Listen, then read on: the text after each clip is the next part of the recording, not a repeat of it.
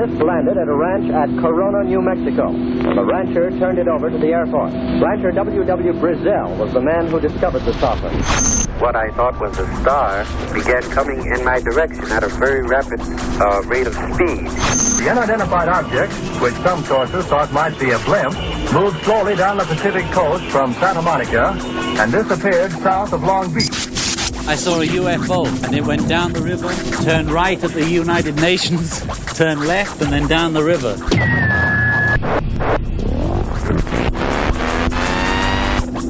UFO Classified. UFO Classified. No more plausible deniability. Fact, fiction, or the truth. You decide. And now, the new voice of the high desert, the hostess of UFO Classified, Erica Lukes. Well, happy Fantopia Friday, my friends from all over the world. Thanks for joining me on this. It's a beautiful day in Salt Lake. It's a little bit chilly. There's so many beautiful clouds in the sky, and I hope that you've had as good a week. Actually, I hope you've had a better week than I have. I have been, of course, busy on the phone talking to people like Ray Stanford and doing research and doing lots of other things, but it's been a good, productive week. I also had the pleasure of speaking with Gil Horton, who has single-handedly taken on organizing data and putting that out for the public. You can visit his site at the UFO Research Database, and I think that he will have some very great information for us, and he's open to suggestions. I love to see people that are willing to do the work because this is hard work. I like to see people thinking outside the box, and then most of all, I like to see people sharing information. That brings me to a post that I happened to make on Facebook last night, and that was about the fact that it appears MUFON has closed off their database to make it virtually inaccessible to the general public. So you have to be a paid member of MUFON to look through the database. And this raises a lot of questions to me. And first of all, I want to say that I think when your slogan is educating humanity, and then you take the approach of kind of pushing that information or making it hard to reach for people, I have to question that. I want to know your opinions, so you can voice them on UFO Classified on Facebook. Send me a message on UFOclassified.com. I think, as I've said on many different shows, that we're all doing this, and most of us are not scientists. We are sacrificing our time, our livelihood, relationships, and we need to be able to have access to things. We need to have bright minds come in and think outside the box and put two and two together and lead us forward with research. And it's not going to happen by hiding data. And that is my 2 cents. So let me know what you think. But I want to tell you that tonight, to me, is I am absolutely beyond thrilled because I am speaking with someone tonight, and you have the pleasure of hearing from him, who doesn't do radio interviews and who has become incredibly important to me and my work. I met him via Barry Greenwood. And Barry, thanks for, hooking the show up tonight. I've got to say that. I know you're listening. Greg Long is a person he's an associate of the J. Allen Hynek Center for UFO Studies. He was a field investigator for MUFON, and he became interested in UFOs back in 1975. Back in 81, he began actively investigating UFO sightings in Washington State and became really intensely focused on Yakima, which is an important place, and it is very much like other hotspots in the world. So this is important for all of you listening in different locations. You can put all of this together. He is author of a book that I have in my hands that is out of print, which I'm very sad for you, but try to find one. Go to Amazon. It is called Examining the Earthlight Theory, the Yakima UFO Microcosm. And you need this if you're doing serious UFO research. So Greg, can I just tell you how absolutely excited I am to have you here? You're my hero. Well, thank you. Yeah, I really appreciate you inviting me on your program. There's a lot to share between ourselves and your audience and others. And let me say that I agree that there will be no advances in the UFO field until data that has been collected over decades is provided to the public, because the UFO field survives in terms of its own sort of self-motivation. A person sees a UFO or reads about UFOs, becomes passionate about the subject, and investigates money and time and sacrifices to try to find out an answer to the intriguing subject of UFOs. And so many investigators have information. They have a piece of the puzzle. And if only we can find fora where this data can be shared, I think the field will make great advances.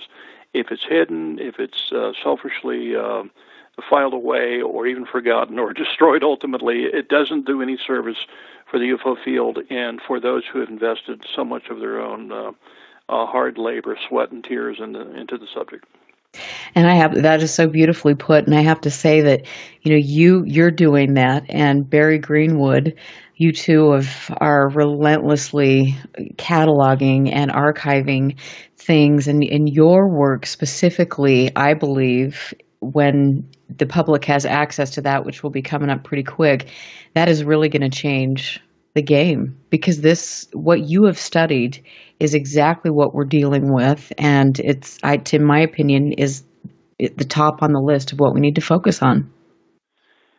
Well, and you might want to tell your audience what it is that I am focusing on. Well, I know, of course, you and I share some common experiences in regards to the particular object that I think might be the focus of your show tonight.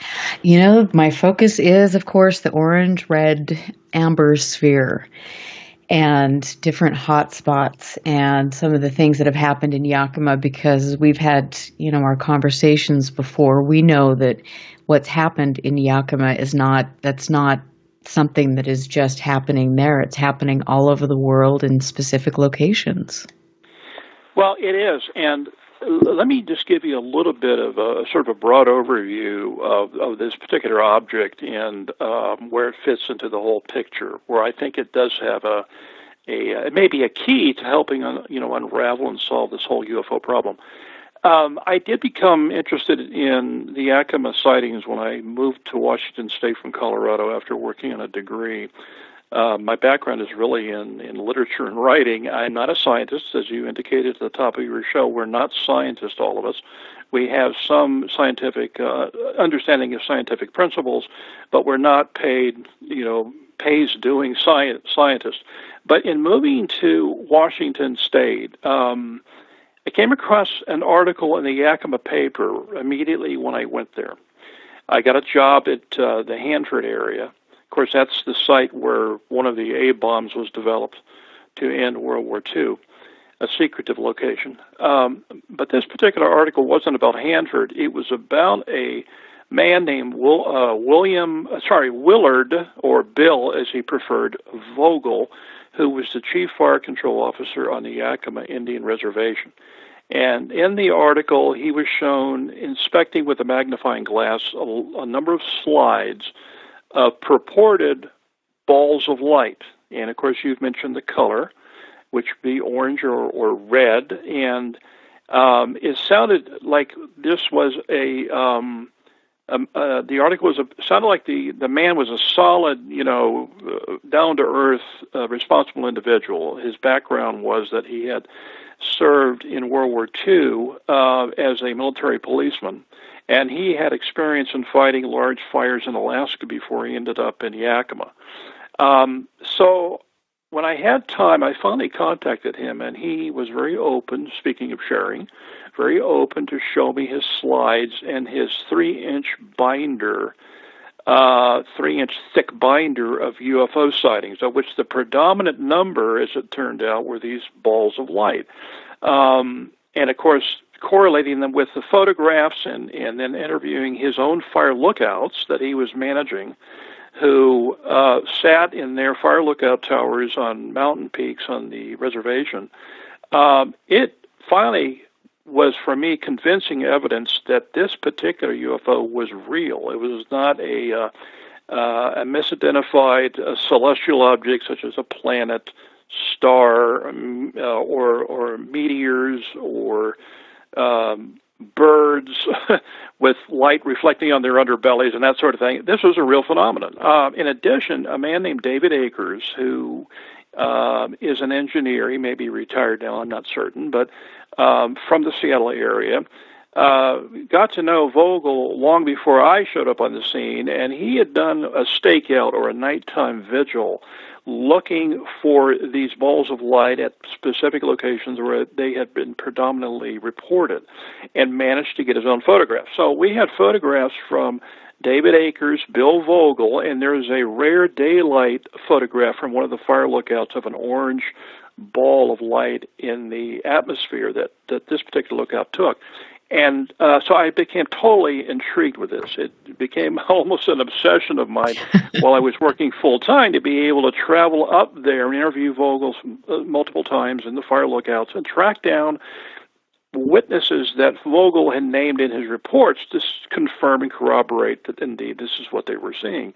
And it was from that long experience of traveling and sifting through all of these reports and new ones that I found that it became evident that there had to be a book put together for, on this. The data was there. It was languishing in the home of Bill Vogel. And, J. Allen Hynek, mentioning him, he came out to the reservation at one point. He was aware of the sightings, but, of course, Hynek was traveling a lot at that period of time and really was sort of a media star, if you will, and which is one of the frustrating aspects of Hynek is he went on television, or radio, which was positive for advancing the work of UFO studies, but at the same time he would jump from place to place, and there was no focused study, examination in a quiet environment like a scientist needs to look through all the data. In any event, Hynek did visit the reservation, and he did declare that this was one of the most prevalent areas in the country at that time, which was in the mid-1970s, where the UFOs were being seen. So Yakima represents a very excellent, call it a window area or specific location or whatever is the best terms for it, because there are some boundaries, geographic boundaries that define it, but is definitely was at that time in the mid-70s a hotspot for UFO sightings. Today, I haven't had the privilege of going back out there, but I am very positive that things are probably being seen. I did go back about 12 years ago. I came across this data the other day where my wife and I actually met tribal policemen and managed to audio tape them for 2 hours, and all three of them spoke of UFOs that they have seen, and which I thought was a good breakthrough for myself to get them on tape. So the ball of light is very intriguing to me and remains intriguing to me. And I began, after the Yakima project, to collect as much as I could on this particular object. This came from MUFON files. Well, I should say the MUFON UFO Journal, not their files, specific files. But from MUFON, from the International UFO Reporter, which was one of the best UFO publications at the time, being published by the J. Allen Hynek Center for UFO Studies. They also had an associate newsletter, and they had other publications. And also began looking, of course, through whatever newspaper files I could find, or stories, rather, that were being published in the UFO News Clipping Service, which was put together by Lou Farish and earlier, I think, Ron Dyke, D-Y-K-E, Ron Dyke. Began and worked decades long in pulling together by request, or they would simply have newspaper reports sent to them from all over the world. They put them together into a large, oversized newsletter, and you could read what was going on in the country and the world, and also it's simply a good source for finding reports on these balls of light. So I did that and received other reports from some people who supported my work, and today I'm trying to calculate how many of these reports I have. Now, again, these are not specific investigative reports always. Some of them are just newspaper reports or articles or excerpts from books, but I must have several thousand of these reports. Wow. you and I have talked about this. I'm having them archived. Barry Greenwood is very kind to be able to do that, to make them public to people who want to study this further. But truly, the ball of light exists. You yourself, I believe, had a sighting. Yes. And I've had some sightings myself, which I don't think we have time to go into right now, but it's real. And the thing that's intriguing to me is it is not always an isolated observation where it's only a ball of light in a locale, which may be a village or a town or a restricted area of some sort. Often along with these balls of light appear what we could call craft-like objects. These are, your classic UFO flying saucer type object with the dome on top or the cupola and the windows and the rotating lights around the rim of the object. And, of course, there are many other objects that are described somewhat differently, the ellipse and the ovoid and the cylinder and the flying ice cream cone, which has always intrigued me. That shows up periodically in a lot of these sightings. But there's a whole gamut of objects that are described in specific ways, and they show up often with balls of light. And my thought is that somehow there must be a connection among all of these objects, unless we're looking at separate phenomena. Some may be natural, some may be man-made, some may be instruments or let's call them spaceships from another planet or another dimension, that sort of thing.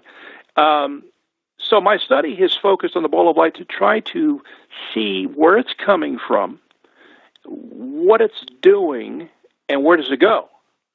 And one interesting pattern is that these balls of light often, when they vanish, simply vanish instantly or shrink down to the size of a small circle and then a dot, and they're gone. And where do they go? Right. That would be the big question. And I think that's been a question under your mind as well. Oh, absolutely. And I remember specifically talking to a woman who lived in St. George, and she had a sighting where there was a helicopter that was kind of monitoring this ball of light, and she remembers seeing it kind of fold into itself and then disappear. And you hear these different statements from witnesses, and there are lots of similarities that deserve to be really focused on. And for some reason, we're not doing that. And I'm not quite sure why investigators are kind of missing the importance of this. Well, I've considered that too. And really, when you look at the UFO subject or UFO field, it's a very early science, if you will. Data collection is its primary focus. Hynek was the one who said we don't have UFOs, we have UFO reports. Okay, we have reports. Those reports, of course, are written by investigators with varying levels of expertise and knowledge of what is commonly seen in the skies. And the data that they acquire from witnesses is as good as the amount of energy and time they put into interviewing the witness. Now, assuming that a lot of these reports are good, solid reports, and if one looks at the UFO field over time, and there's many names that I could throw out that you're probably not aware of, but we end up with reports. Now, within the reports is all this data. Now, the data has been residing in the files of CUFOS, which I think I heard one time they have 50,000 reports. I think I read that in an article where Mark Roediger, the current director of CUFOS, gave an interview. We have 50,000 there. I don't know how many MUFON has, and it's sort of sad that they're not providing it to anyone. Right. We have APRO. Of course, that was the Aerial Phenomena Research Organization, for those listeners who are not, aware of that. It was started in the early 1950s by Coral and Jim Lorenzen. Jim Lorenzen was an astronomer, and Coral Lorenzen herself had UFO sightings. I came across this the other day in my files, which you and I need to talk about later. But I was quite surprised. Why did the Lorenzens get involved in the study of this thing? But for many decades, they ran an excellent newsletter, the APRO Bulletin. There, of course, was the early NICAP, National Investigations Committee on Aerial Phenomena, and they were started by Donald Keyhoe, who was the secretary to Lindbergh, the famous pilot Lindbergh. He was in the Marines, and he became interested in the subject. Someone could perhaps tell us why. I don't recall why, but he was one of the early leaders and forces behind directing, the field forward in an attempt to try to find a solution to it. But I'm sort of getting off track, but I want to just emphasize it. In all of these major UFO organizations, there are reports. They just need to be all collected, gathered together, and archived digitally, and then through software that may be powerful enough to do so, is to be able to go in and pull out data points. Or, of course, users can define what those data points are and then start finding out, if we choose the ball of light as an example, is colors, sizes, wind seen, wind disappeared, behaviors, how did they move, did they hover more than bob up and down, how often did they approach cars, which we could talk about later because they do. But all of this data is useful in attempting to understand the mechanics, if you will, or the physics of the ball of light. The ball of light, I have discovered through all these studies, is the primary color typically reported is orange or red-orange. Red-orange seems to be linked together in many of these descriptions. It's orange, but it's kind of a reddish orange.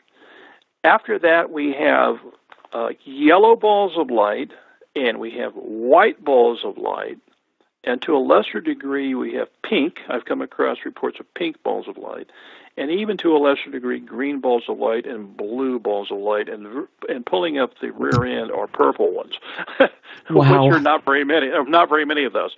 But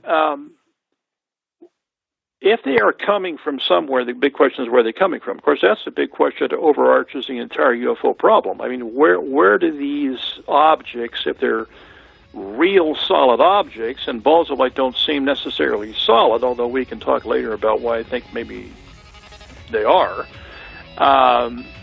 where do they come from, what are they doing, and where are they going when they vanish? Many of these UFOs that are observed, I'm not talking just about balls of light, but craft-like objects will accelerate at extreme speeds out of view,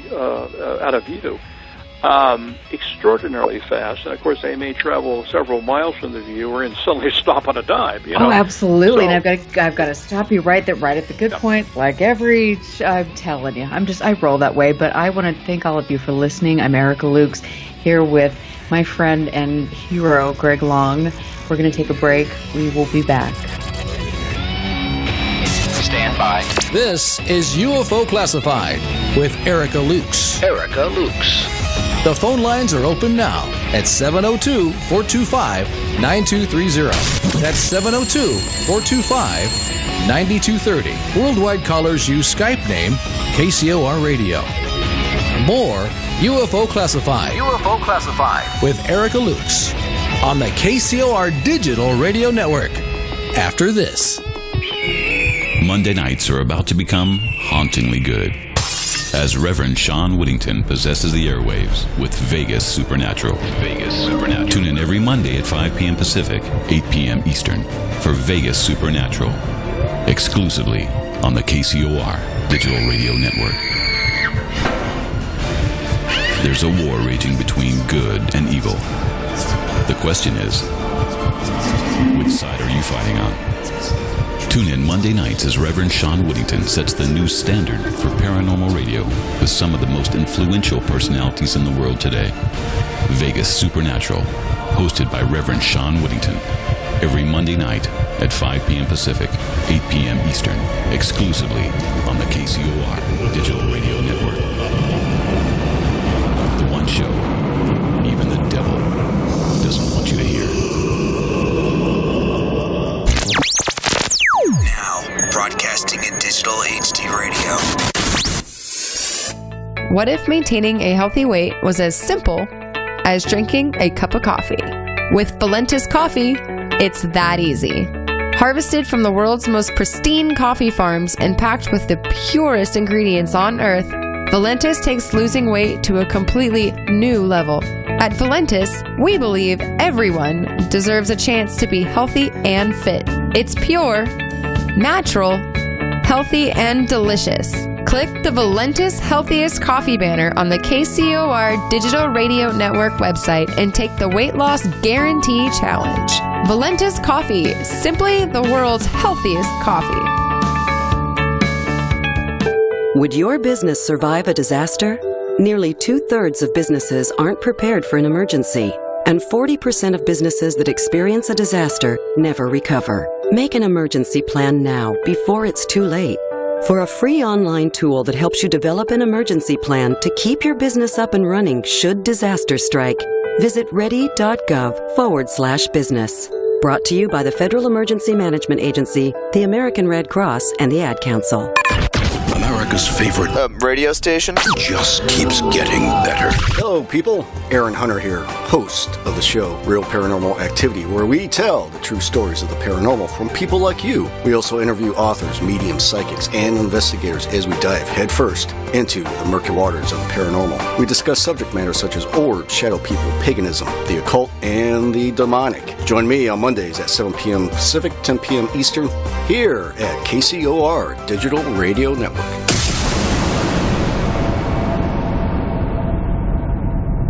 If ever a breed was affectionate to a fault, it's the Golden Retriever. They're people dogs, pure and simple. And the Golden Retriever Rescue of Southern Nevada needs your help. If you would like to volunteer, foster, adopt, or donate, go to the Golden Retriever Rescue of Southern Nevada's website at grrsn.org. That's grrsn.org. Or call 598-GOLD. That's 598-GOLD. You're listening to UFO Classified with Erica Lukes, where the truth isn't hidden beneath the black lines of a Sharpie. That's the craziest thing I've ever heard. To be on with Erica, call 702-425-9230. That's 702-425-9230. Worldwide callers use Skype name KCOR Radio. Radio contact. Share your thoughts on the show on Twitter by using hashtag KCOR. Or head over to the live chats at KCORradio.com. The audience goes nuts! And now, your host of UFO Classified. Are you ready? Erica Lukes. Erica Lukes.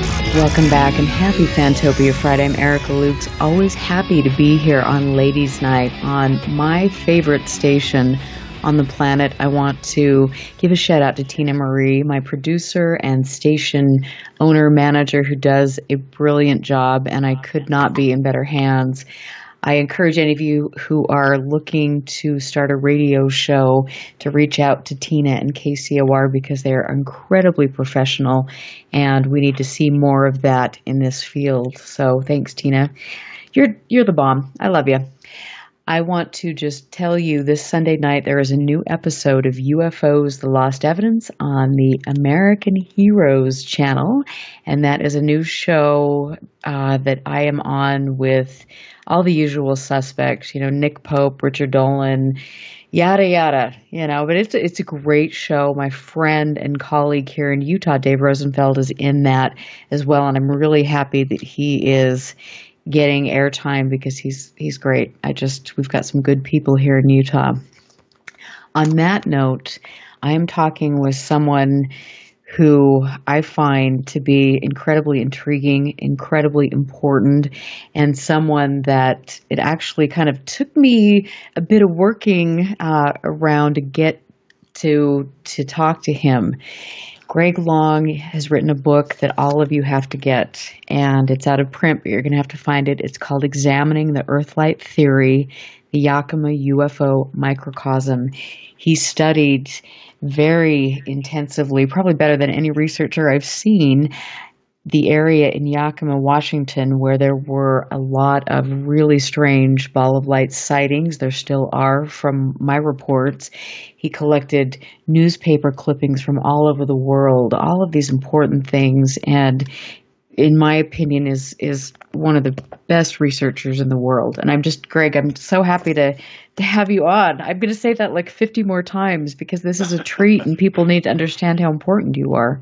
Well, I sure appreciate all the flattering remarks. But, your audience needs to know that if they really want to understand the UFO subject, they're going to have to make a choice. So I want to devote 2 hours this evening studying, meaning reading books, reading articles, searching out obscure information, rather than watch television. I mean, that's basically what it's going to come down to. You're going to have to decide that you want to be serious about this, because once you become serious about it, you may put yourself into a position to see UFOs, which of course is what we all want, I think, ultimately, to have an experience. And it will begin to open your mind into all kinds of avenues of thought and knowledge that you never thought of. My experience has been, since I've become this involved with the subject over these many years, is I've learned more about geophysics, for example, more about astronomy, more about psychology, more about, of course, reporting, and about listening, and about sort of a lot of natural processes that go on in the earth itself and above it. Because, one of the long-standing arguments from early skeptics like Donald Menzel, who was an astronomer, I believe, at Harvard, and others of that ilk, at the early beginning of the UFO subject, where sightings were pouring in to the Air Force and across the country, they took the UFO subject as being primarily an atmospheric phenomena was being seen, some sort of atmospheric phenomena. And these atmospheric phenomena, of course, range from lenticular clouds, which are those long, thin, or sometimes oval-shaped, very well-defined clouds that you see hovering often above mountaintops, to ball lightning, of course, which is what you and I are not talking about tonight. We're not talking about ball lightning. Right. Although there's some processes maybe going on in ball lightning that are going on in these red-orange spheres. Ice crystals around the sun dogs, and there's all a variety of things. If you're interested in that, you can go dig up Menzel's books, or just go to William Corliss, who I understand you just recently decided to look into, which is a great starting point for those people who want to find some rare sightings of lights, earthquake phenomena, and all kinds of other interesting subjects that will open your mind to the obscure areas in nature that people just aren't aware of, because some of these things in nature can be misidentified as a flying saucer or a UFO.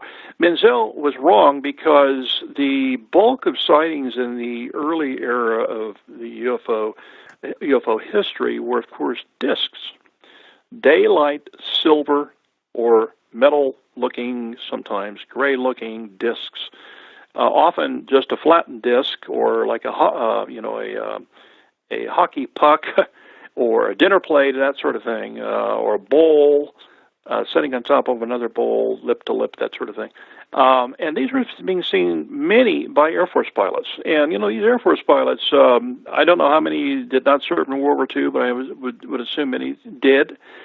They have to know what they're looking at, obviously. And they kept reporting them. And so to state that UFOs are simply natural phenomena and misidentified, I think is pretty well died off.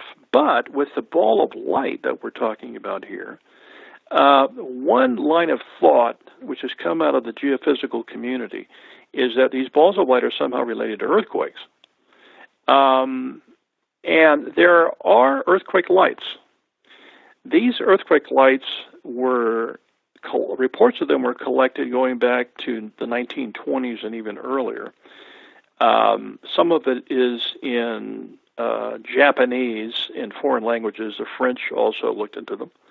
And by the way, in Italy, we know there are earthquakes, and of course there are volcanoes, Mount Vesuvius being one of the most notable ones. But earthquake lights are a real phenomenon. John Durr, with the U.S. Geological Survey, who is now retired, I ended up communicating with him quite a bit about this subject. he managed to collect some very solid case reports about earthquake lights.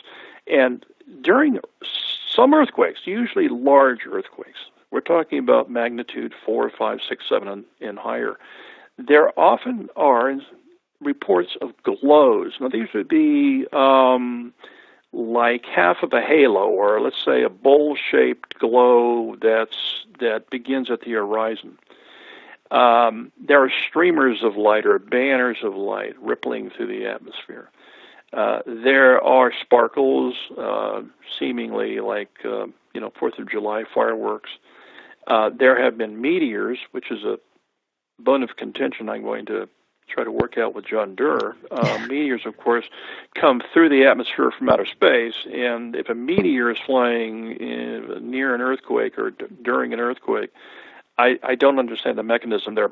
But also there have been balls of light associated with these earthquakes when they happen.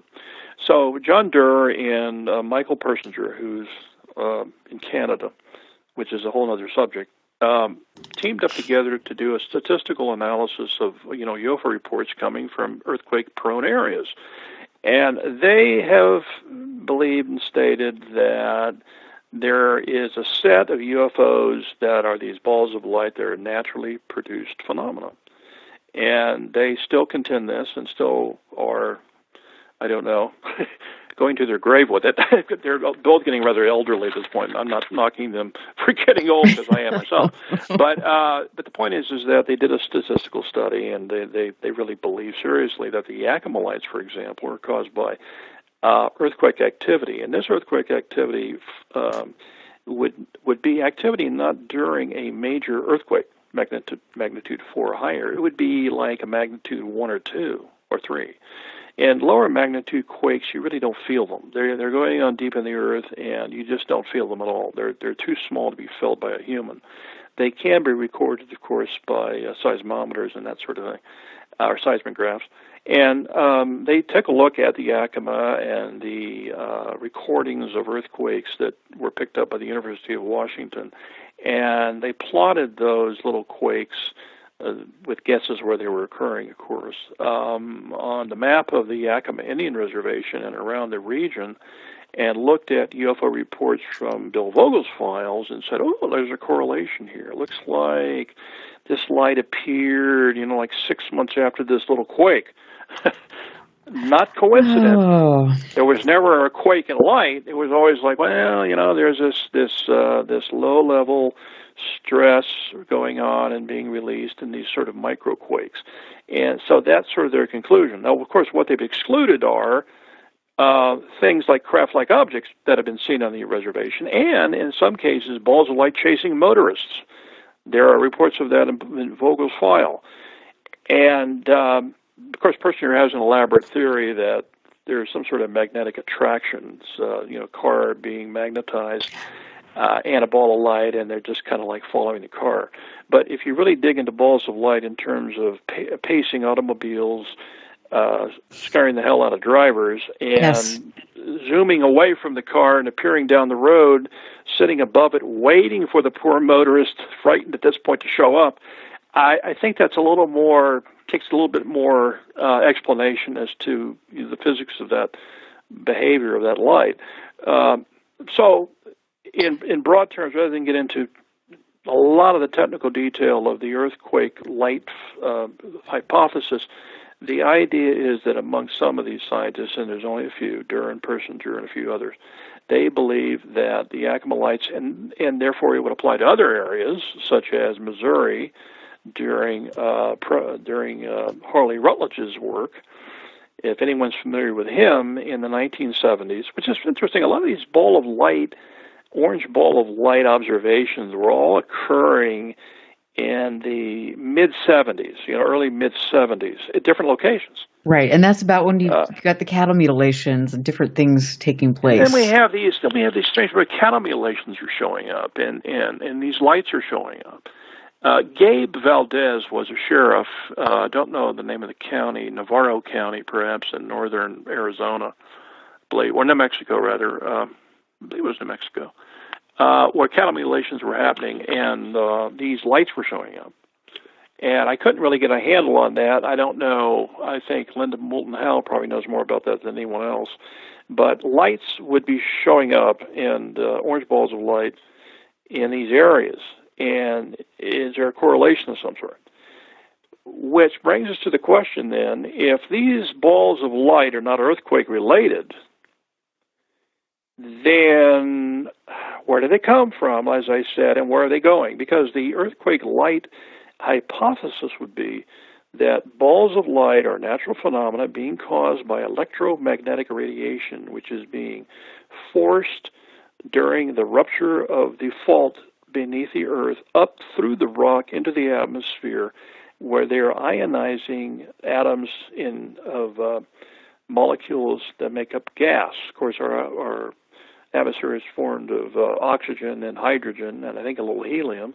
The idea is that these little particles, electromagnetic particles, would be striking these atoms within these molecules and stripping off, if you will, the electrons and creating ions. And there's an ionization process, which is too technical even for me to fully understand, in which the atmosphere would become energized, and it would be a bright light of some sort, and it would somehow be contained within magnetic fields, holding it together as this ball of light. Now, in the laboratory, rock has been crushed. And Durr refers to that. I believe there's a case in England where it was done in several different places.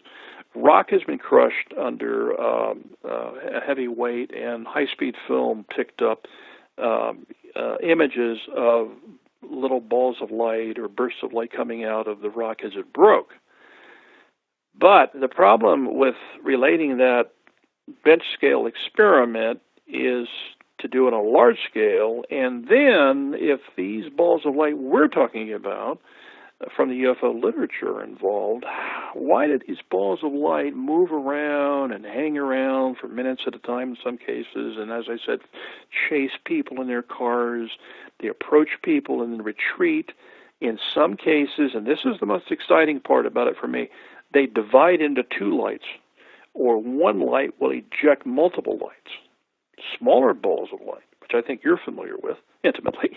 Oh, absolutely. And so what's going on there? Then the lights may merge back together, and the balls of light, I have cases where they re-enter this major ball of light. Call it the parent ball of light. So the parent ball of light may split into two, or it may remain as one, and the two or one will eject little balls of light. They fly around and do little cavorting and dancing around, and then they re-enter the light.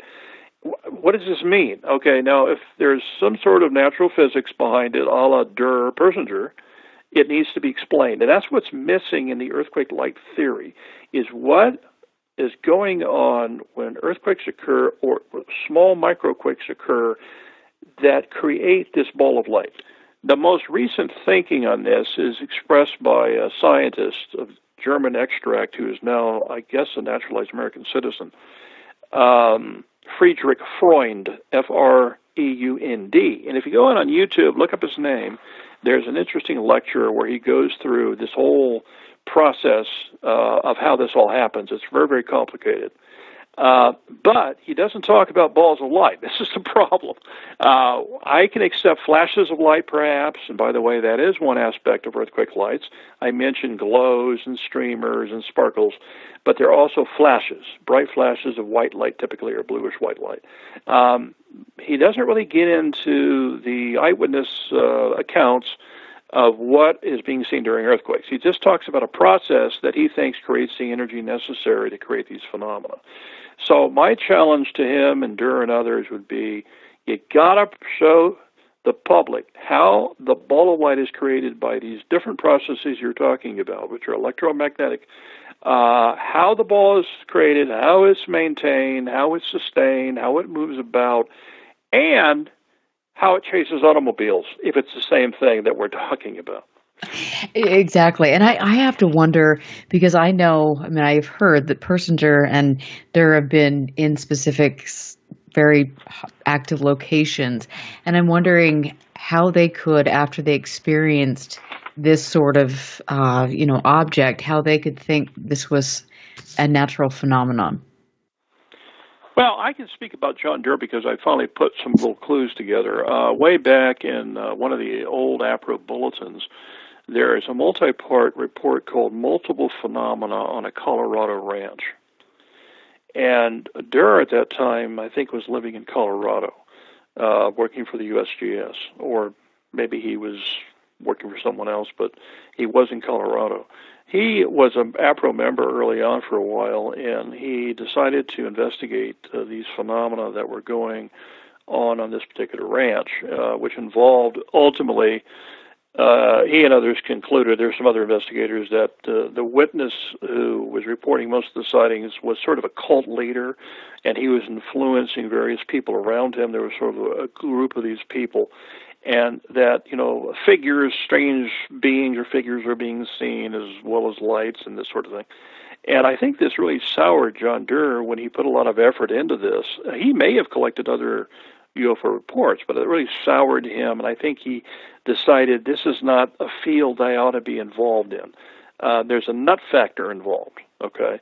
And I think he stepped away from it, and down the road, when he was very active as a seismologist, John Durr's role was to set up seismometer or seismographic stations around the world, so he did a lot of worldwide traveling. But I think it he thought, well, I'm going to divorce myself from that field altogether, but he retained an interest in lights, you see, because in 1973 is when he published a paper which was a sort of a collection, an overview summary of the work of scientists that preceded him who were collecting earthquake light sightings, or observations. Let's not call them sightings, but again, what I've talked about, glows and streamers and sparkles and flashes of light and that sort of thing. So I think he more or less sort of divorced himself from the field, but he retained an interest in the lights. When he found out about Yakima, and Persinger had been doing some work, and there's a famous book called Space-Time Transients and Unusual Events, I think is the title of it, or Unusual Phenomena. He co-author with another person, I forgot his name at this point, that book, and in that book, Persinger had indicated he had collected all kinds of 14 events. Now, for those people not familiar with Charles Fort was a newspaper writer, reporter in New York City, and he became interested in, odd things, and he would go to the New York Public Library and search through volumes and volumes of scientific periodicals from the 19th century, and would come across, earthquake lights, I'm not sure if they were called that at that time, but he collected those and strange falls of things that come out of the sky, fish, frogs, blood, so-called, rocks, hailstones in certain confined areas. You might be right, there may be a dry day and suddenly there's a fall of, hailstones within only a few square feet of you. So that's what Fort did, and he collected those sorts of things. And so Persinger himself had looked at 14 events and UFO reports and did a lot of statistical stuff, and, he started to correlate them all together, including Bigfoot, trying to find correspondences among them. Well, one strain of correspondence that popped out was these lights and earthquakes. So that's how he got started, and he hooked up with Durr. I don't know how they actually met, but they got hooked up and worked together. Durr providing the geophysical data, being a seismologist and having his hands on, data files and that sort of thing at the USGS. And so Persinger took that, and they would take UFO reports from various sources, and then Persinger would do all the heavy-duty, what he calls multivariate statistical analysis, looking at various variables. But Persinger was interested in space and time. How far away from an earthquake recorded in a particular area like Yakima did light occur? When did it occur? Mm-hmm. And that's where they came up with the idea, or not more than an idea, that was a working hypothesis, basically, that preceding microquakes are going to be these light phenomena. So there's a history to this whole earthquake light / UFO connection. Kind of interesting. Paul Devereaux is a British researcher you may be familiar with, who wrote a book called Earth Lights Revelation. And he's also very much interested in ley lines and landforms and mystical locations in England and that sort of thing. And I corresponded with him for a while. He told me that I was upset with him, which I don't think I was, because he had published a book before my book. And I'm going, this is the sort of thing in the UFO field that's not needed, okay? Egos are not needed, okay? So what if he published it before me? I don't care. The idea is to research it and publish it. Right. Get it available. Right. Get it available to people, and work together to try to find some answer to this. So I'm not sure where I'm going with all this blathering here. Well, I like it, though. I'm going right there with you. Hope it's not bothering your audience, but they ought to know there is a history to this. If you in some early articles in what's called the Flying Saucer Review, very nice little magazine, periodical, done professionally well, very well printed in England, was around for many, many years. I don't know if it's still operating. I think you can buy a set of issues via Amazon with all the articles in them, and that became a source of my looking for Ball of Light reports as well. But in their early issues, there are a couple of articles that propose the idea that UFOs and earthquakes may be related. Gordon Creighton, who was the editor of that particular periodical, himself wrote a couple of articles about that. And then the French wave of 1954, people can dig this up somewhere if they look online or browse through an old bookshop, maybe. Oh, absolutely. And I've got to we've got to go to break really quick. Oh, okay. But, I'm so happy to be here. Thank you all for listening. I'm with Greg Long, Examining the Earthlight Theory. The Yakima UFO Microcosm is a book you need to get. We're going to talk more about Yakima specifically and other hotspots, commonalities. I'm Erica Lukes. We will be back. Listen very carefully. This is Houston. Say again, please. Houston, we've had a problem. This is UFO Classified, live every Friday night, 4 p.m. Pacific, 7 p.m. Eastern, exclusively on the KCOR Digital Radio Network. The truth is out there, just waiting to be discovered. And now, if you will, accompany me on a journey to the future. For more information on the host of UFO Classified, Erica Lukes, upcoming guests, as well as links to the past shows, visit her website at UFOclassified.com. UFO Classified. UFO Classified.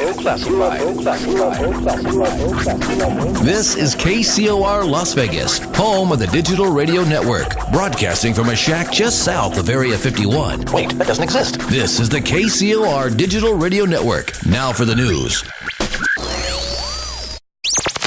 Now, broadcasting in digital HD radio. This landed at a ranch at Corona, New Mexico. The rancher turned it over to the Air Force. Rancher W.W. Brazell was the man who discovered the saucer. What I thought was a star began coming in my direction at a very rapid rate of speed.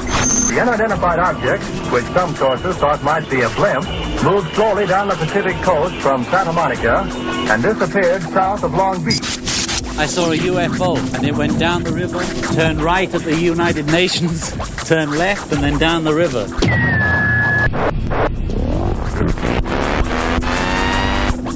UFO Classified. UFO Classified. No more plausible deniability. Fact, fiction, or the truth. You decide.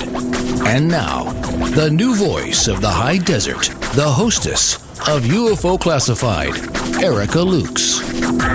Well, my favorite subject is what we are talking about tonight. Balls of light, low-level nocturnal lights, objects that are seen repeatedly, decade after decade, in the same location that appear to behave intelligently.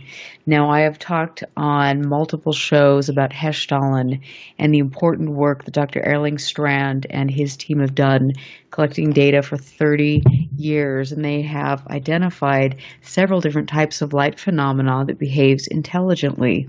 So What are we to do? We're going to talk to my guest tonight, Greg Long, who is a brilliant researcher. He has written one of the most important books that you have to have on your shelf called Examining the Earth-Light Theory, the Yakima UFO Microcosm.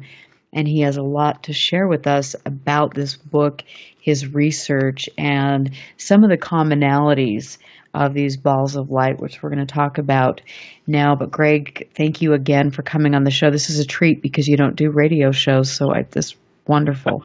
Yeah, I usually don't because no one knows I exist but you.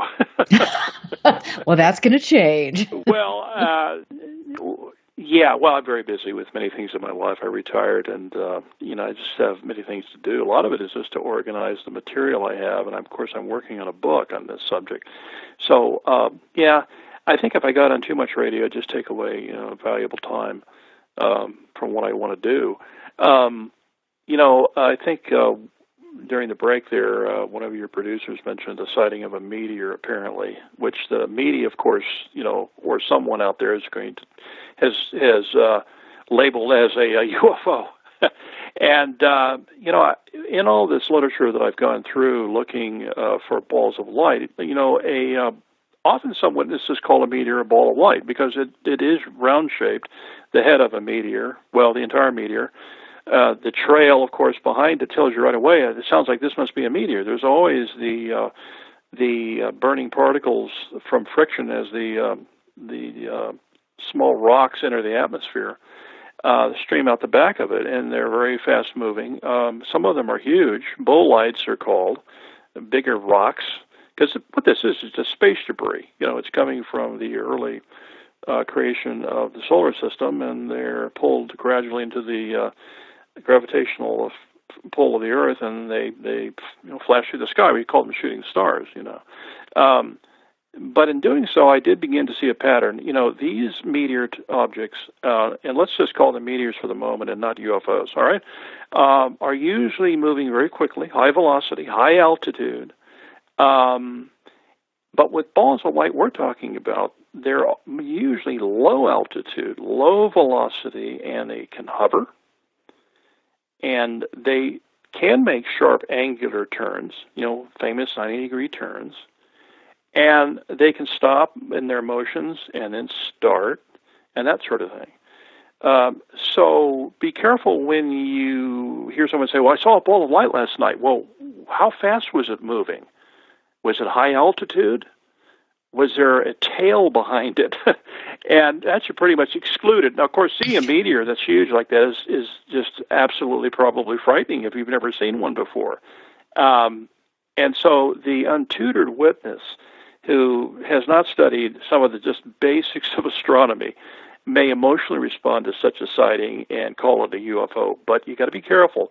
The whole purpose of ufology, as far as I'm concerned, is not just to collect the reports, but to analyze them. Take a look at all the objects, take a subset of them like a ball of light, and let's take a look at all the features of them, how they're moving, where they're going, are they approaching witnesses, how do they vanish, do they vanish into the distance, or do they go out? Often there are some witnesses say, well, it vanished like throwing a light switch, which is a very common description on the Yakima Indian Reservation. They're gone, all right? Now, that suggests energy is being depleted, perhaps, if they're a natural phenomena. Or are they vanishing because they're retreating into, let's say, another dimension? I throw that out as wild speculation because I have no idea. Or are these balls of light and even craft-like objects the same object in many respects? Because craft-like objects can also vanish. I won't cite you any specific cases, but they can. They can't leave the scene by accelerating at a rapid velocity, a craft-like object, as a ball of light can. So it sounds like there may be the same object. And I say this only that when you look at some of these reports, you got to be careful because some of these witnesses will say, well, I was out in the backyard with my husband, and we happened to look up at the sky, and we saw this light. It was like a star, and it was orange, okay? It started to get bigger, and as it got closer, I could see it was a sphere. But as it even grew closer, it began to turn, and I can see that the sphere of light was on the front end of a cylinder-shaped object, okay? And on that cylinder-shaped object, now I'm looking at the long side of it, I can see portholes, windows. So you got to be careful when you get a report or when you're field investigating is to carefully go through all the aspects of the sighting. Is it an isolated, self-contained, if you will, ball of light, or are some of these craft-like objects emitting orange light, and depending upon the perspective of the object and the viewer, you can be tricked into assuming it's, only a ball of light. Some craft-like objects at night, they don't have any lights until they turn them on. Some of them are even just black. I've come across a few reports of objects that are just pure black objects. So are balls of light craft? Now, one thought is that it is a craft, and its power source is emitting energy which is ionizing the air around the craft, so therefore creating a sort of a shell, if you will, of energy around the craft, and that inside that ball of light there's a craft, actually.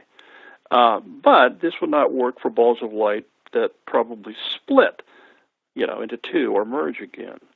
But the fine sort of, honing through all the detail, honing the details, separating them out, and using methods to compare and contrast the features from all these different objects, you can start to see clear pictures of what we're dealing with as far as UFOs go.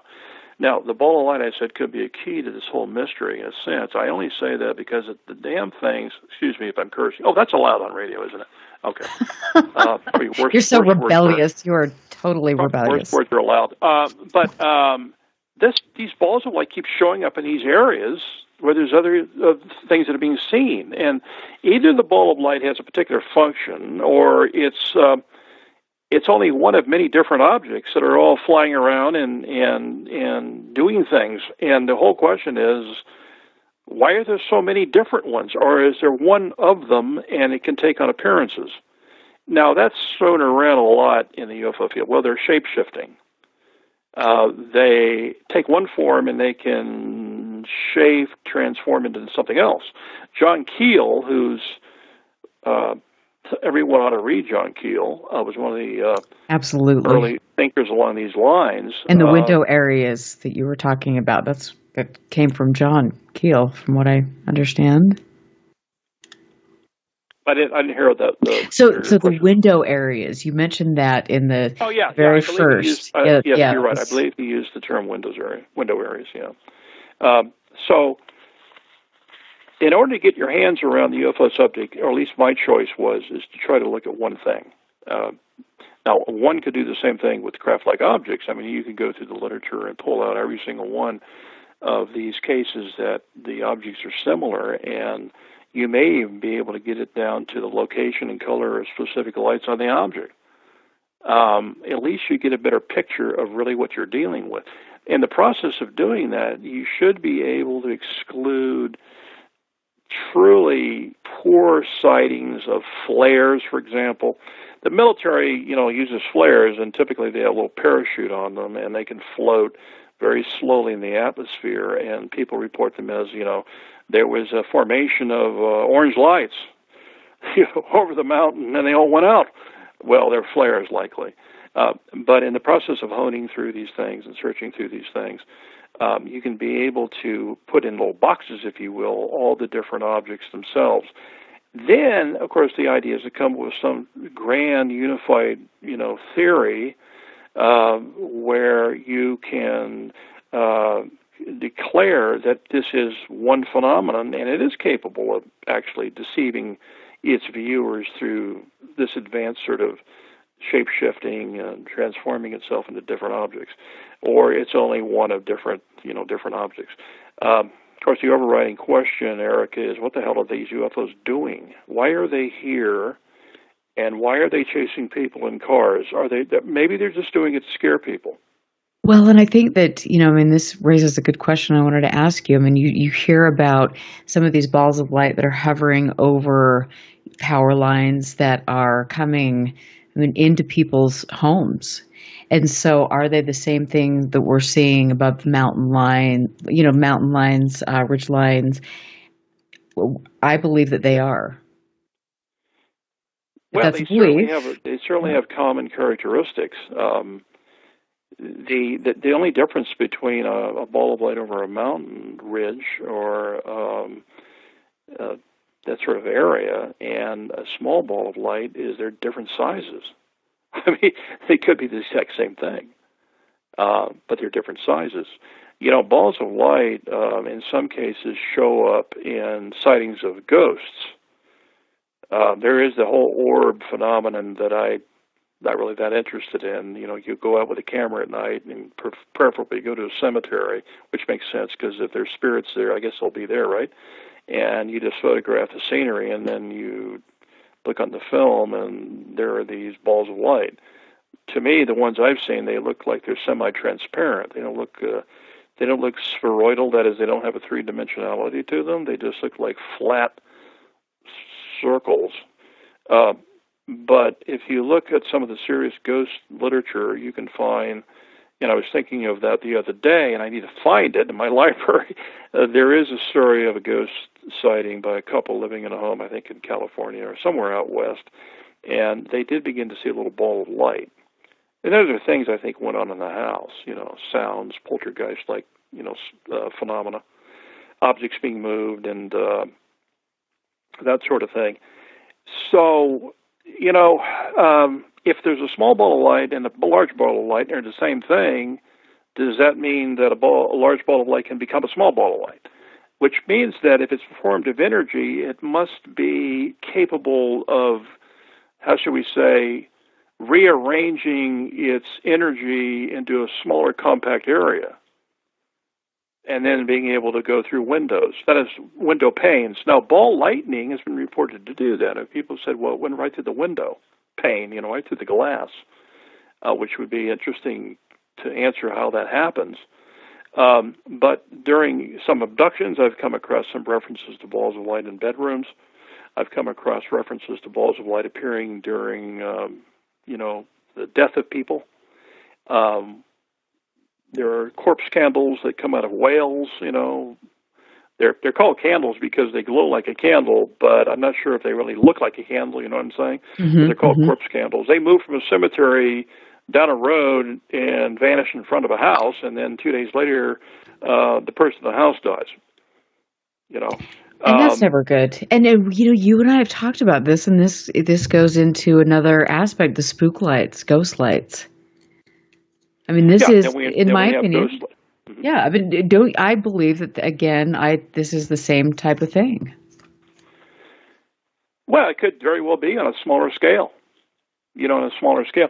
A lot of these spook lights, I kind of done a little preliminary look at this thing. A lot of these spook lights, or they're called ghost lights at times, even mystery lights, many of them come out of the southeast part of the country, deep south or the southeastern part of the country, Arkansas, Missouri, Virginia, these various parts of the country. And I wonder at times if this is somehow culturally related to the people and the history of those areas, which means we need to go back into what are the cultural aspects of these areas. We do have what is called the Bible Belt. I guess it's still called the Bible Belt in the United States. A lot of the Midwest states are there's larger populations of Christians in those particular states, and the Bible talks very openly about the spirit world. Even Jesus exorcised demons, for example. And in the Christian doctrine, God is a supreme spirit. He's actual spirit. And we have his image, which is quite an amazing thought. But it could be that many of these spook lights, if they are related to a supernatural source, are seen in those areas I mentioned, the southeastern or south part of the United States, is somehow connected to an openness to the presence of existence of spirit phenomena. That's a whole new line of inquiry. It would be interesting if people wanted to take on that. Absolutely. And then you look at like Marfa, Texas. You know, you look at Brown Mountain. I mean, there are places, Yakima. I mean, there are places that have the same types of things, and I want to go into that a little bit more, but then also talk about the other types of phenomena that are seen in these areas. So you have, up here where I live, you've got Skinwalker Ranch and the Uinta Basin, and you've got the orbs, you've got the cattle mutilations, strange creatures, abductions. You obviously have come across reports that are similar to Skinwalker in your research of Yakima. Can you tell us a little bit about that? Well, the Yakima Indian Reservation, which is, we talk about cultural connections, of course, is a lot of the people who live there are Indians. I mean, they're the Yakima Indians. There were Indian wars that were fought by the Union soldiers, Union Army, in the 1840s, right there on the reservation. And in fact, there's a newspaper clipping that Barry Greenwood probably has, mentioning Barry, of a flying saucer, so-called, or disc-shaped object seen on the reservation way back in 1947, during the Kenneth Arnold sighting at a place that's called Union Gap. There's a gap between two ridges, and of course, the Union being Union soldiers, and there was a important Indian Union battle there. Of course, the Indians unfortunately lost the battle, but it's called Union Gap. But the Yakima Indians inhabit the reservation. Non-Indians can lease land on the reservation, so there's non-Indian peoples there too. But Bigfoot appears on the reservation. There's many reports that Vogel had a Bigfoot. I stayed away from Bigfoot because that's just another subject. I'm not saying Bigfoot does not exist, but I just had too many things to do with the balls of light than deal with Bigfoot. Bigfoot has been sighted there. I did come across, and I never mentioned that to you, and I'd like to publish this eventually, of a very intriguing mutilation. This was a mutilation of a horse. And what's very strange about this is the day before I got a phone call on my answering machine, when I was living there in Oregon, a UFO witness had seen speaking of balls of light, a ball of light moving very rapidly, low level, along, I believe it would have been a Tanum Ridge. There's two ridges on the reservation, Toppenish Ridge and Tanum Ridge.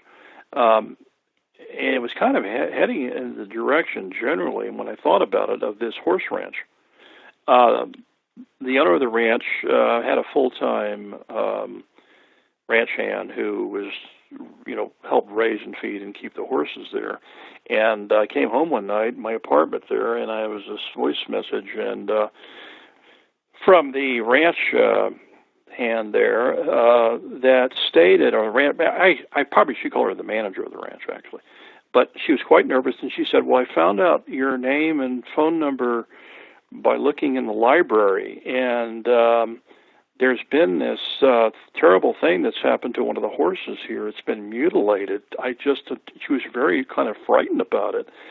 So my wife and I, that coming weekend, we drove out to this ranch, and there was the horse. It was lying in the back of a truck, and you could see that the skin had been stripped off the head of the horse up to the eyes.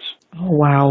That's very familiar to people who've heard of the Snoopy the horse case in Colorado. Snippy the horse. Wasn't Snippy the horse? Yep. Snoopy the horse. Snippy. Yeah. Very, very, very strange. It looked terrible, the horse, and then she said, this horse was pregnant, and I had a vet come out to look at it for cause of death, and the foal was gone. It had been removed. And she said there were no signs of a struggle out in the snowy field where the horse would graze, and we went out there. The snow was beginning to melt, so that wasn't very, very useful. But my wife and I went out there with her, and she showed where the horse was found. It was found near a barbed wire fence. And there was no signs of a struggle. There's no blood on the ground at all. There was no, torn flesh or what predators might leave behind. It was just, that's where she found it. She woke up one morning, couldn't find it, and walked around, and then she found it out there. And the thing that intrigued me about this was the fact that this light, this ball of light, was seen the previous day. Now, I can't make a direct connection between the two. It's just kind of startling, that this happened. This particular woman was very serious and very level-headed, and she was very concerned about how to tell the owners of the horse that this horse was killed because they invested in horses there, right? Race horses. So to go back to your note here, that on some of these areas like the Skinwalker Ranch in Yakima, there are other things happening rather than just balls of light. There's craft-like objects, balls of light. There's Bigfoot sightings in the reservation. There was this one mutilation, at least I knew of. There was an account of an abduction on the reservation that Ron Westrom, who is a sociologist, I'm not sure what Ron is doing now. He's probably quite retired, but he had come out to the reservation and ended up investigating also and provided his notes to me, so we had a perspective on what he was finding. And there was an abduction case that he came across. It was clearly an abduction. I myself never came across any reports of abductions. I wasn't looking for them, but that's true. These different locations, there's multiple phenomena occurring. Very, very strange. Why these particular locations? Exactly. And we're going to take we're going to cut off right there. We're going to take a break. I'm Erica Lukes here with Greg Long. We will be back in a moment. Stand by. This is UFO Classified with Erica Lukes. Erica Lukes. The phone lines are open now at 702-425-9230. That's 702-425-9230. Worldwide callers use Skype name KCOR Radio. More UFO Classified. UFO Classified. With Erica Lukes on the KCOR Digital Radio Network. After this.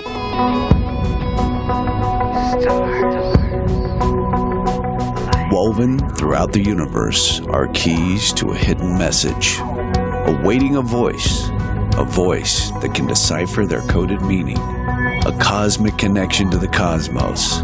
Tune in to the KCOR Digital Radio Network at 12 p.m. Pacific, 3 p.m. Eastern for Cosmic Connection. Cosmic Connection. Cosmic Connection. Cosmic Connection with astrologers Caroline Lynch and Merlin Wizard. Your weekly astrology reading is but a phone call away. So call Cosmic Connection Sunday, 12 p.m. Pacific, 3 p.m. Eastern, and get your free reading today. Cosmic Connection with Caroline Lynch and Merlin Wizard. Exclusively on the KCOR Digital Radio Network.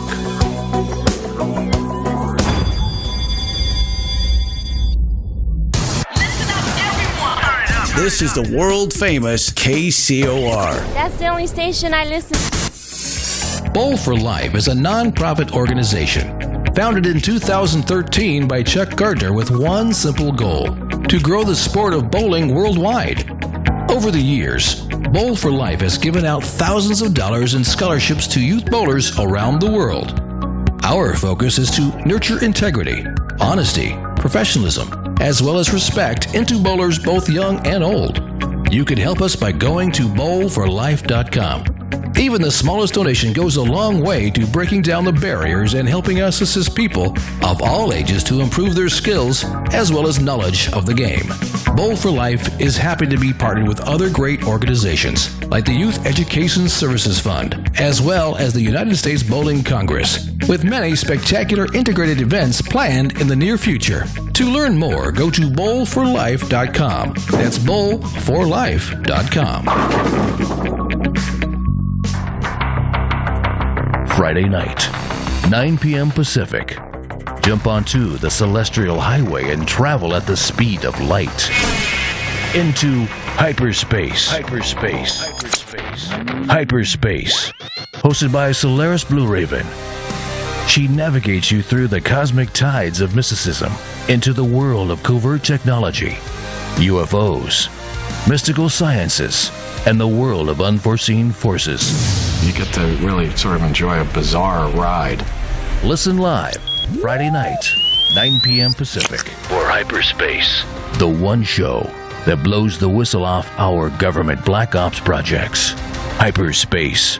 Hosted by Solaris Blue Raven. Solaris Blue Raven. Exclusively on the KCOR Digital Radio Network. Want to take a ride? Take a ride. Take a ride.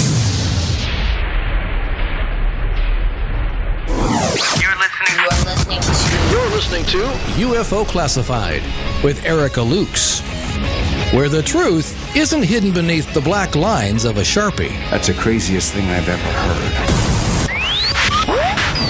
To be on with Erica, call 702-425-9230. That's 702-425-9230. Worldwide callers use Skype name KCOR Radio. Radio contact. Share your thoughts on the show on Twitter by using hashtag KCOR.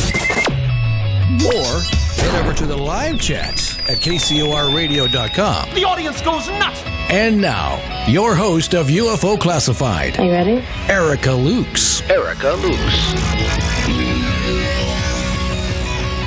Welcome back, everyone. I'm Erica Lukes, and this is your last segment on Fantopia Friday on UFO Classified. I want to thank all of you for getting in the chat room, for listening all over the world, and I appreciate it. Every week I get more and more messages from people sharing their experiences and reaching out, and I hope to create a cohesive network of people worldwide that can share experiences, that can share data, and perhaps move this forward in a positive direction, which is something that seems to be, that hasn't really happened for a few decades, has it?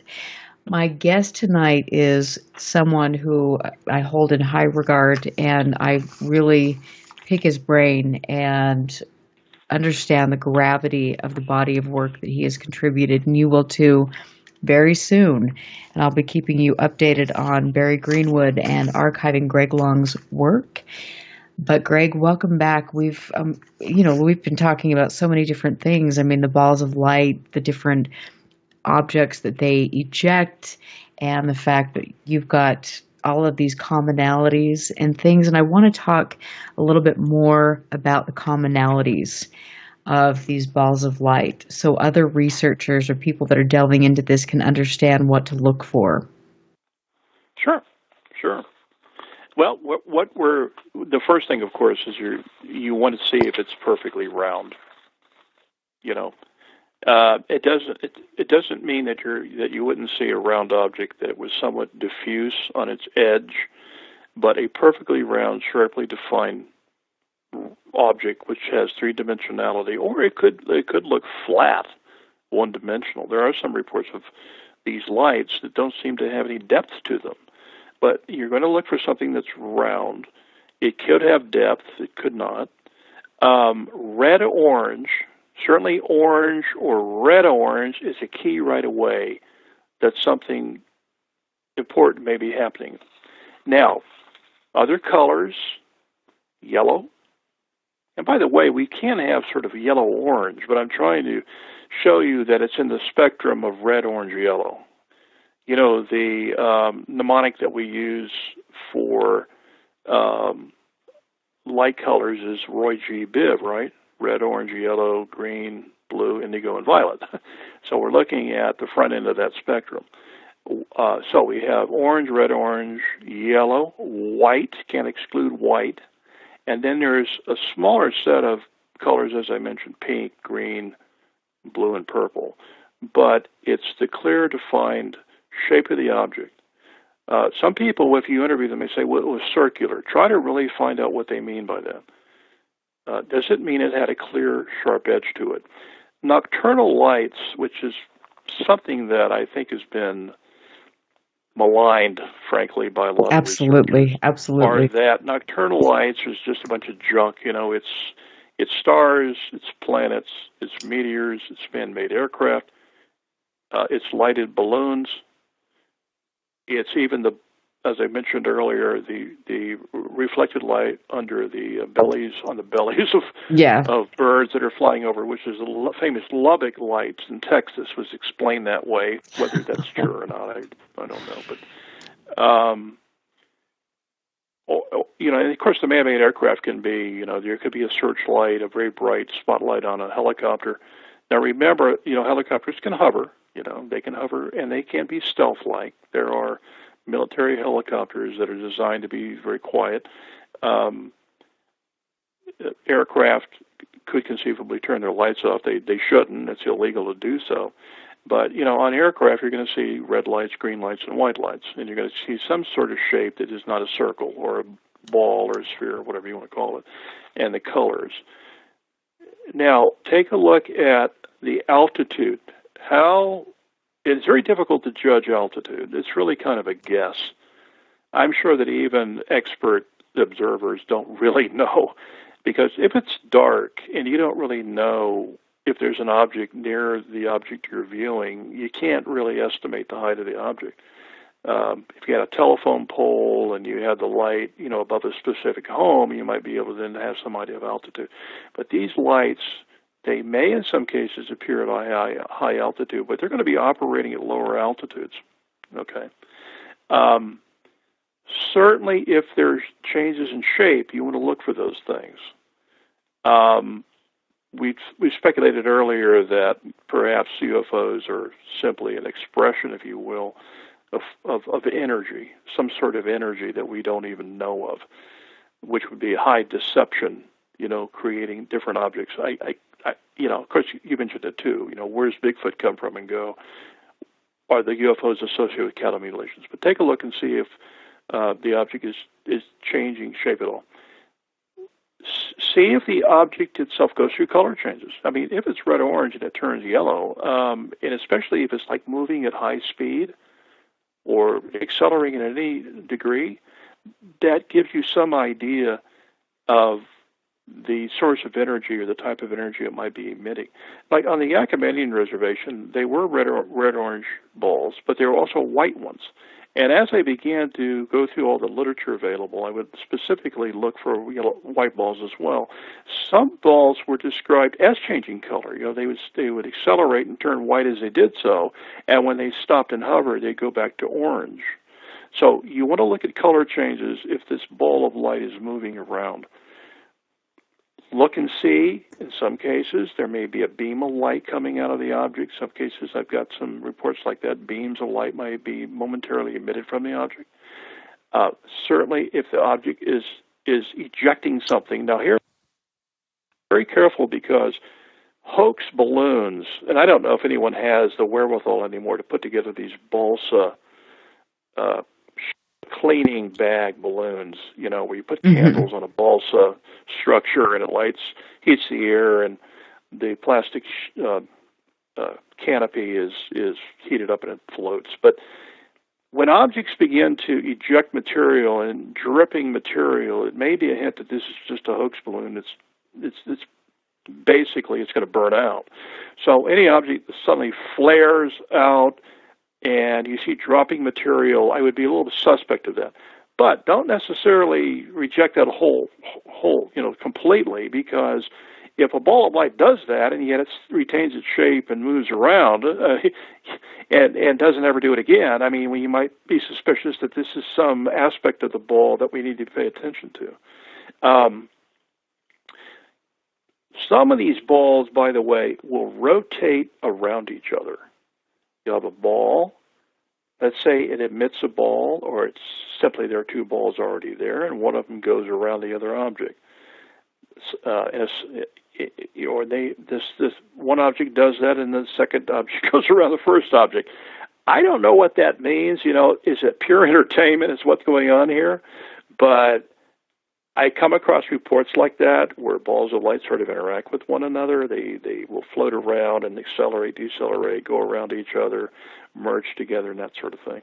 To me, it's like a display of some sort, which I think, by the way, is a term that at the Uinta Basin was called what the UFO display.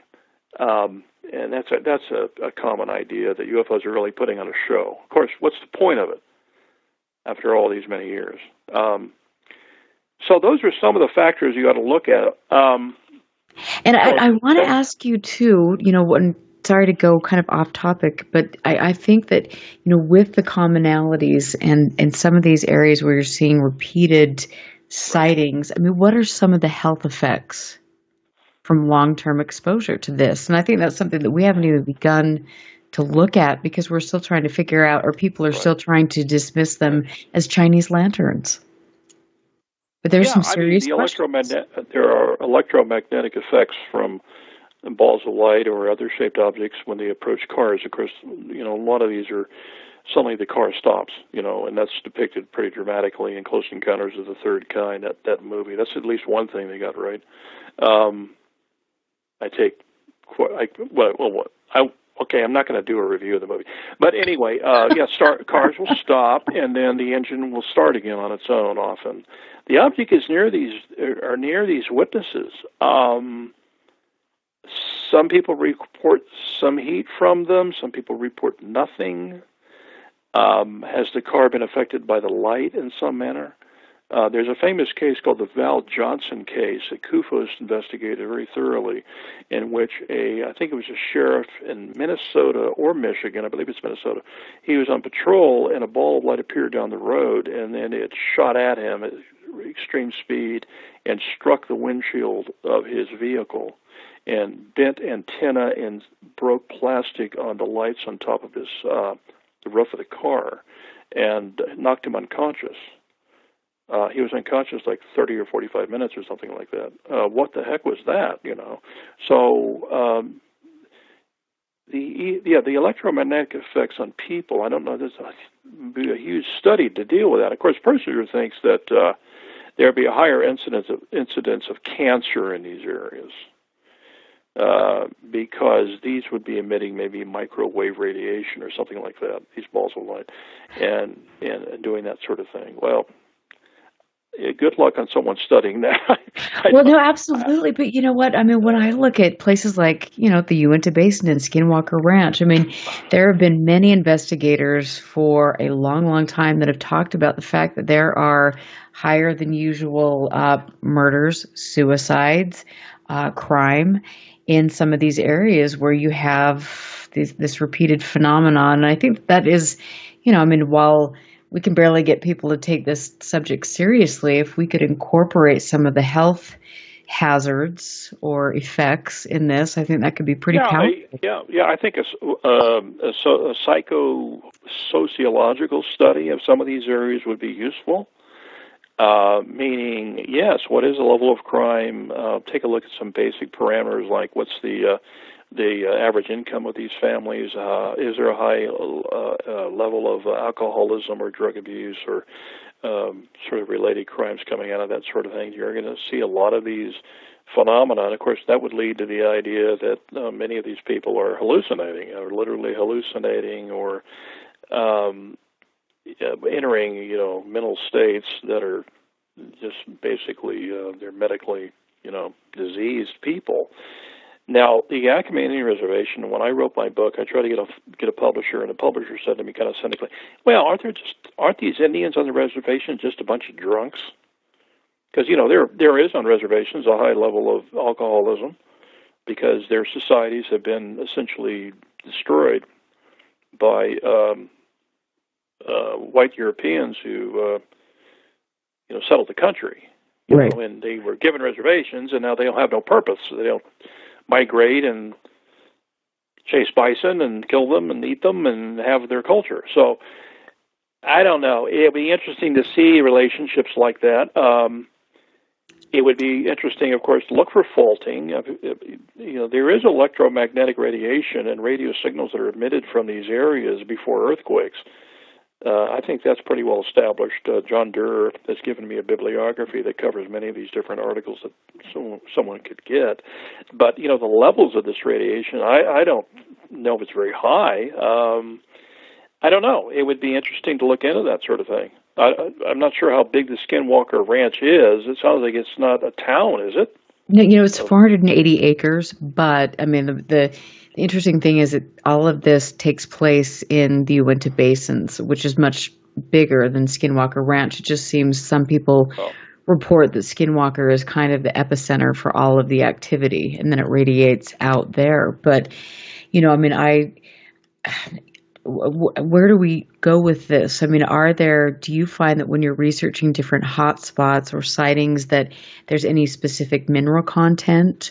Are there military locations close by? Well, What are the... Yakima is just basalt. It's mostly made of basalt. There is the Yakima Firing Center, which could provide some confusion to some of these sightings, which is right outside the reservation to the south. And the Army will practice essentially, bombing, strafing, that sort of thing. Mm-hmm. And one of the fire lookouts, Dorothea Sturm, who's passed away some years ago, told me that there was an aircraft, Army aircraft, that came so close to her fire lookout station she could see the pilot and see the expression on his face. So, and the military in some way, of course, that's a theme in the UFO subject. The military is experimenting with something, and it is affecting unlucky citizens from these experiments. Of course, the famous Cash Landrum case, you're familiar with that, where 2 women and a boy were affected by an object that was surrounded by up to like 20 helicopters near outside Houston, and suffered from radiation burns and died from them. And that has been looked at for a long time, and no answer from the government on that. But the object there was not a ball of light. I can't remember the exact shape of the object, but it wasn't a ball of light. Yes, health effects. I'm sure you can look at health effects, but until you can see a ball of light, actually, I think you just need more data for that. But yeah, I would say the Skinwalker thing ought to be looked at environmentally. Look at faulting, look at mineral content, look at chemicals, look at what, and that may be a solution. But how are these phenomena created? That's the question. Are they created through these natural processes in some way? Right.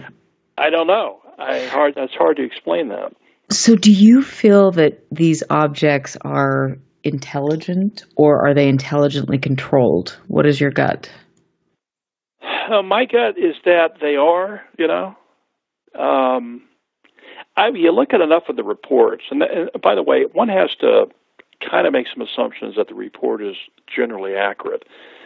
To go back earlier where we started out in the show, a report is actually created by an investigator, and the report's going to be as good as the investigator's, intelligence level and ability to tease out all the data and all these details and put it into something coherent. And it really reflects what they saw as best that the reporter can, garner all the information. And you look at a lot of these reports, and the objects are approaching people. I think I mentioned to you one time, there's a small set of reports of orange balls of light that were seen in Rhodesia in, again, the 70s. I think it was in 1975, around that period. And many people were reporting nothing but red-orange round objects. And in one case, the object did approach a person outside their home, a man, and it suddenly shot a beam at him and knocked him off his feet. And then the object, I don't recall how it left, either it vanished instantly or it just flew off or whatever. But apparently he suffered no ill effects from it. I mean, there was no reason medically why he should be concerned. He was simply something very forceful knocked him off his feet. That to me suggests something intelligent, in my opinion. Right. And Jacques Vallée, I mean, there are some really interesting cases where these objects have gone through towns and leveled the town, and actually. Oh, really? Oh yeah, I mean, I'm laughing because I've never heard of such a thing. I'm not. Okay, and I'll send you the case because. Oh, okay. That's something Jacques Vallée studied, and I think that was back in 1973, if my memory is serving me. But there are interesting cases, and I think that this is something that, whatever it is, it's interacting with us, and we need to figure out. And I really encourage other investigators or people who are coming into this to not dismiss the lights in the sky cases. That was my biggest frustration being in MUFON, is all these, people with huge egos are dismissing lights in the sky cases when clearly they haven't really done their homework and investigated the cases. Yeah, well, a lot of that comes from, and I'm not being mean to Dr. Hynek, but if you look at his book, The UFO Experience, he has a chapter on nocturnal lights, and he's not very positive about them at all. I mean, basically, they're distant lights. They always seem to be distant in his view. It's night. They can be, again, the usual, suspects, the aircraft, the flares, and that sort of thing. And that has been picked up and felt as being sort of a mantra for UFO investigators. Just don't waste your time with them. Don't waste your time with lights in the sky. Well, this could be craft-like object that approach automobiles at a distance. I mean, give me a break. I mean, just because they're at higher altitude doesn't mean they aren't the very object that approaches someone. So, and these even higher altitude objects, I'm talking about most of what they're lower in altitude, but there are lighted objects or lights in the sky that are doing strange things, moving around each other and putting on displays and this sort of thing, almost creating a sort of dramatic, something dramatic on the backdrop of the sky. And why are they doing that? So I'm glad to hear that you are supportive of the idea that the lights ought to be looked at, because I think we're dealing with something that is obviously highly energetic. It can't hurt people. It can't affect the environment. And it's just as worthy of studying as classic flying saucers, abductions, and that sort of thing. Absolutely. I mean, I know that.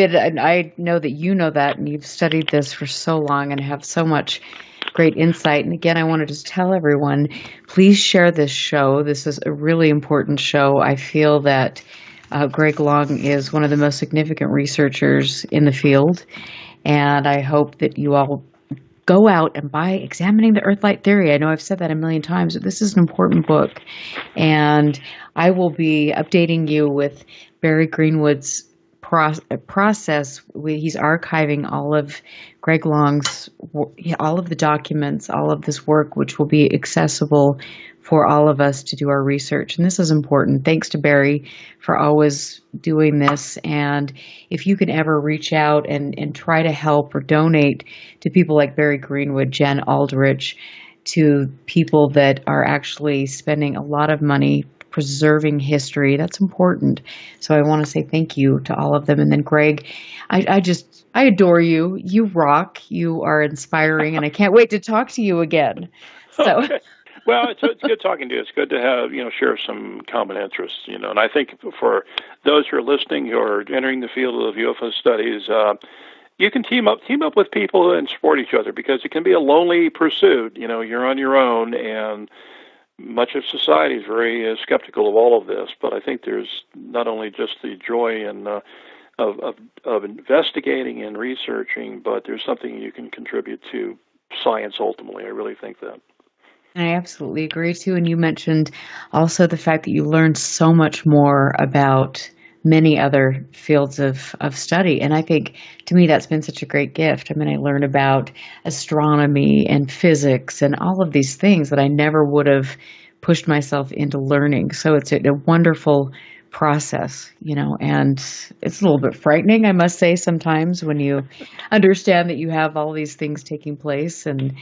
But I love it, and I know that you wouldn't change anything that's happened in your life. No, UFOs are a great mystery. I think they're a legitimate great mystery, and there are mysteries. I mean, if we talk about ghosts, for example, they've been recorded in the annals of the Romans, the Greeks, and even earlier civilizations. People still report them. There is something there. UFOs, not just a modern phenomenon, but there's interesting cases from before the Common Era. We didn't talk about the Foo Fighters, of course, during World War II. That alone tells you that there was a phenomenon that was being looked at that was approaching bombers over Germany and other Japan and so on. So, it's a real mystery. Get involved, study it, dig into it, and you'll probably eventually have a sighting. I really think so if you put your heart into it. Absolutely. I agree. And thank you so much for being here. I want to thank all of you listening. Go to UFOclassified.com. Next week, I have Ray Stanford, who will be here. And Ray and I have spent considerable time talking, and he has some fascinating information that kind of goes along the lines of what we were talking about tonight. So I hope you tune in. Make sure you let people know about the show, and I just appreciate all of you. I'm Erica Luke. Stick around for a wonderful night of ladies, including Tina Marie, Unrestricted Airspace, and Hyperspace with Solaris Blue Raven. Find me on Facebook, Twitter. You know the drill, and make sure you watch UFOs, The Lost Evidence on the American Heroes channel this Sunday at 8 o'clock. We'll see you next week. Be safe.